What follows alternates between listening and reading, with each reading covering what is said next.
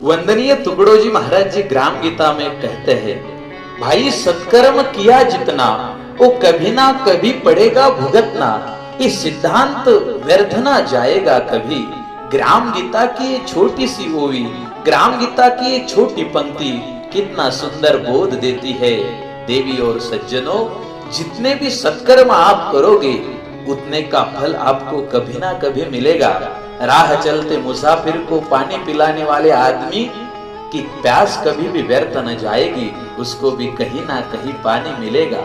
हम अपने शास्त्रों में देखते हैं, हम अपने पुराणों में सीखते हैं कि पुराणों ने जिन्होंने अच्छा काम किया, जिन्हें जिन्हें मदद की, जिनके बारे में दूसरों के बारे में सोचा, वो सारे लोगों को उसी तरह से मदद मिली। जिसने क्रोध दिया उसे क्रोध मिला, जिसने प्यार दिया उसे प्यार मिला, और जिसने कोई इच्छा ही नहीं रखी, बस साधु की तरह चलता गया और साधु की तरह काम करता गया, एक दिन उसे साधुत्व की वृत्ति प्राप्त हो गई। देवी और सज्जनों, हे ग्राम गीता का कर्म सिद्धांत हमें बताने जा रहा है कि तुम जितना अच्छा काम करोगे। अभी पहला सवाल तो ये है कि भाई हम अच्छा काम करते हैं क्या नहीं, इस पर सोचना पड़ेगा। आज तो हमारे इर्द गिर्द सारी बुरी बातें हमारे कानों पर आती है, हमारे जीवन में भी वैसे ही अच्छी बातें न आते हुए सारी बुरी बातों का प्रभाव होता है, और लोग तुम्हें हाथ में माला लेकर जपते हुए दिखेंगे लेकिन मन में काला वैसे ही दिखेगा। लोग तुम्हें मंदिर में चलते हुए तो दिखेंगे लेकिन मंदिर में जाकर अपने ही हित का मांगने वाले तो किसी भिखारी से भी बदतर लोग आपको अंदर से अगर देखोगे तो दिखाई देंगे। लोग तुम्हें हाथों में फूल की माला लेकर तो दिखेंगे लेकिन मन के कांटे, मन की जुबन वैसी की वैसी ही देखी जाएगी। राष्ट्र संत जी कहते हैं, भाई हर घड़ी ही राम कहना ये बड़प्पन तो है महा, पर छल कपट चुगली न छोड़ी तो भजन कैसे रहा। हर घड़ी राम कहने वाले लेकिन छल कपट चुगली न छोड़ते हुए अपना जीवन जीने वाले लोग सच्चे कर्म के अधिकारी नहीं होते।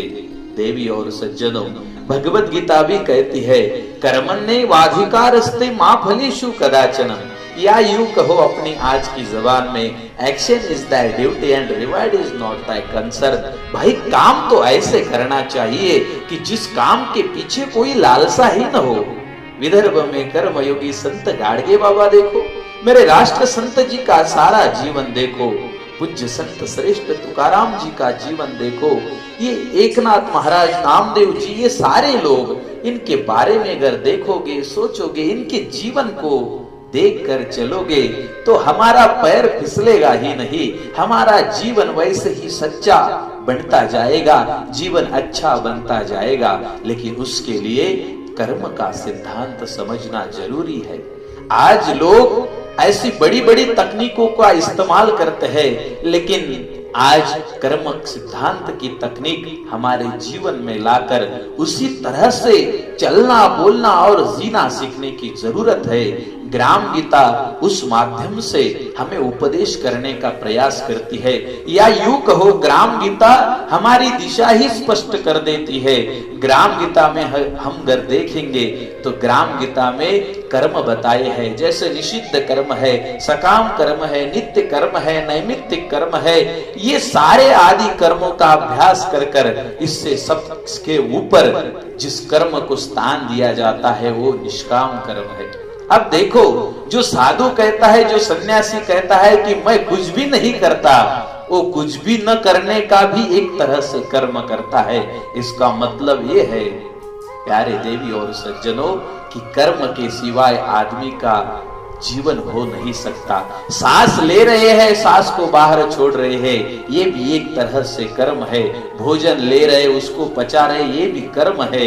लेकिन ये तो बहुत नीचे दर्जे का कर्म हो गया। सच्चा कर्म तो निष्काम कर्म है। और ग्राम गीता में फिर से तुकडोजी महाराज जी कहते हैं, सच्ची सेवा यानी निष्काम कर्म, सभी लोगों के सुख के कर्मों को सच्ची सेवा कहा गया है। उस कर्म की ओर चलेंगे, उस कर्म से हमारे जीवन का एक अच्छा तरह से हम ऐसा ढांचा ढालेंगे, उसे बना लेंगे तो मानो जीवन ऐसे बनेगा जैसे कर्म के, मानो जीवन ऐसे बनेगा जैसे कर्म से हमारे जीवन को स्वर्गीयता प्राप्त होगी।